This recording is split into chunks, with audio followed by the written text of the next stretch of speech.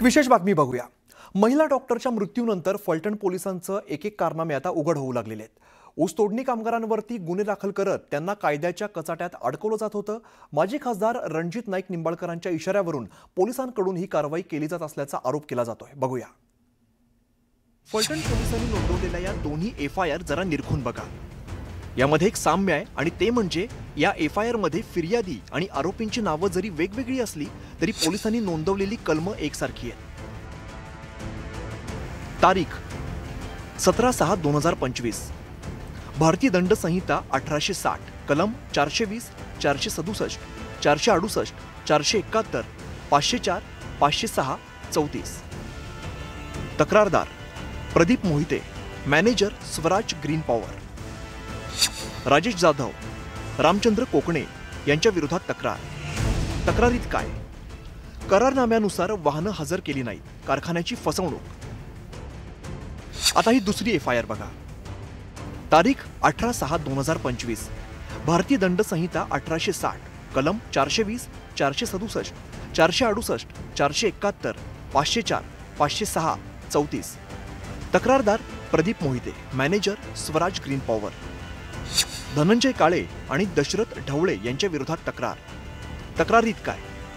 करारनाम्यानुसार वाहनं हजर केली नाहीत, कारखान्याची फसवणूक। यातला तक्रारदार एकच आहे, तसंच पोलिसांनी नोंदवलेली कलमही सारखीच आहे। यामागे राजकीय दबाव असल्याचा स्थानिकांचा आरोप आहे।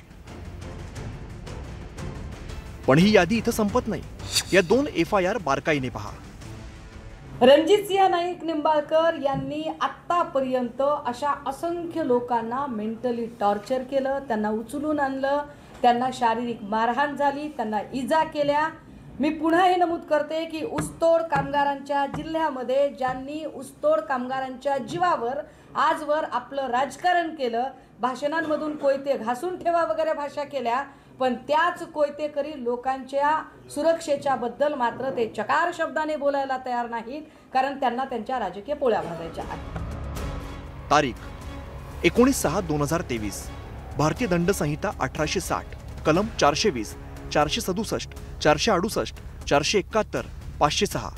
तक्रारदार Anil Taware, legal officer Swaraj green power. Bharat Patil आणि छबाबाई पाटील यांच्या विरोधात तक्रारीत काय? करारनाम्यानुसार वाहनं हजर केली नाहीत, कारखान्याची फसवणूक। आता ही एफआयआर बघा।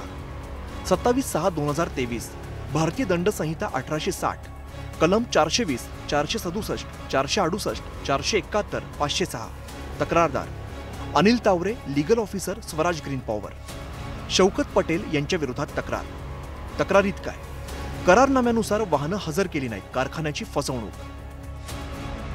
या दोन्ही एफआयआर मध्येही तुम्हाला तेच चित्र पाहायला मिळेल। तक्रारदार आणि दाखल करण्यात आलेली कलम सारखीच आहे। आम्हाला सरकारवरती किंवा पोलीस प्रशासनावरती विश्वासच राहिलेला नाही। पोलीस प्रशासन म्हणजे खरं बघायला गेलं तर घरगाड्यासारखंच काम करायला लागले।